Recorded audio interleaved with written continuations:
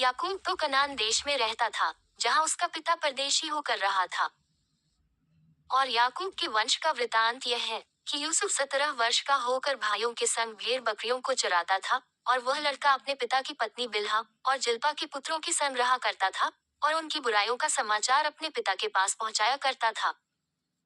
और इसराइल अपने सब पुत्रों से बढ़के यूसुफ से प्रीति रखता था, क्योंकि वह उसके बुढ़ापे का पुत्र था, और उसने उसके लिए रंग बिरंगा अंगरखा बनवाया।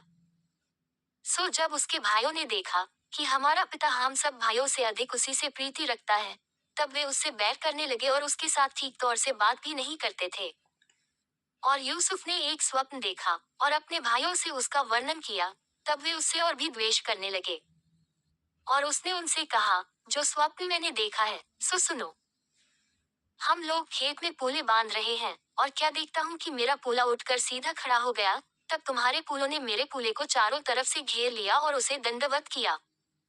तब उसके भाइयों ने उससे कहा, क्या सचमुच तू हमारे ऊपर राज्य करेगा? वह सचमुच तू हम पर प्रभुता करेगा? सो वे उसके स्वप्नों और उसकी बातों के कारण उससे और भी अधिक बैर करने लगे। फिर उसने एक और स्वप्न देखा और अपने भाइयों से उसका भी यो वर्णन किया कि सुनो, मैंने एक और स्वप्न देखा है कि सूर्य और चंद्रमा और 11 तारे मुझे दंडवत कर रहे हैं। ये स्वप्न उसने अपने पिता और भाइयों से वर्णन किया। तब उसके पिता ने उसको दपट के कहा, ये कैसा स्वप्न है जो तूने देखा है? क्या सचमुच मैं और तेरी माता और तेरे भाई सब जाकर तेरे आगे भूमि पर गिर के दंडवत करेंगे? उसके भाई तो उससे डाह करते थे, पर उसके पिता ने उसके उस वचन को स्मरण रखा। और उसके भाई अपने पिता की भेड़ बकरियों को चराने के लिए शकेम को गए।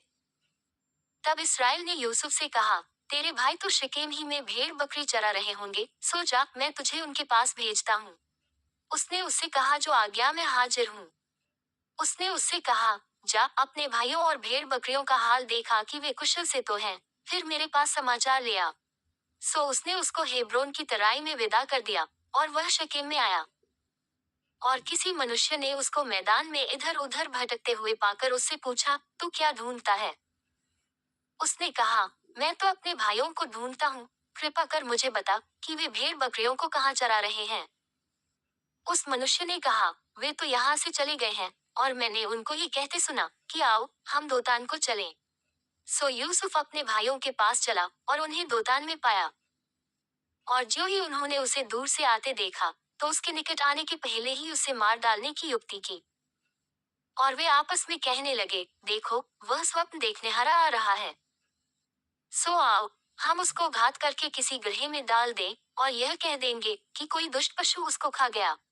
फिर हम देखेंगे कि उसके स्वप्नों का क्या फल होगा। ये सुन के रूबेन ने उसको उनके हाथ से बचाने की मनसा से कहा, हम उसको प्राण से तो न मारें।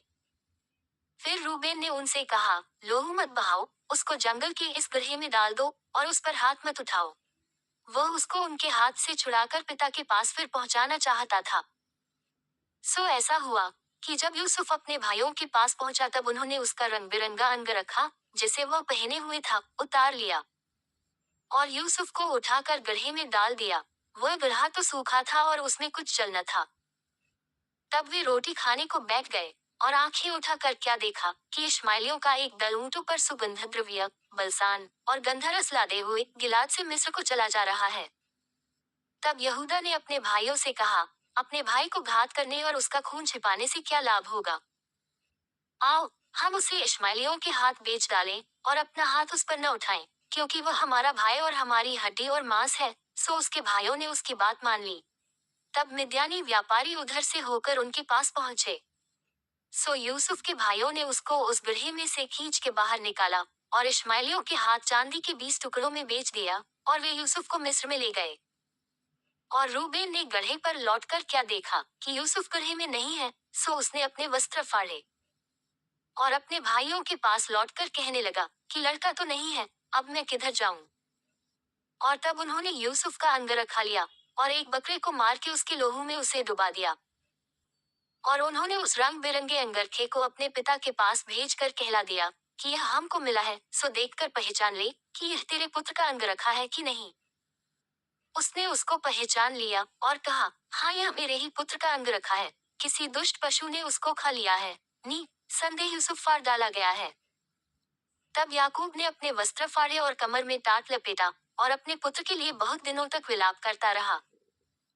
और उसके सब बेटे बेटियों ने उसको शांति देने का यत्न किया, पर उसको शांति न मिली, और वह यही कहता रहा, मैं तो विलाप करता हुआ अपने पुत्र के पास अधोलोक में उतर जाऊंगा।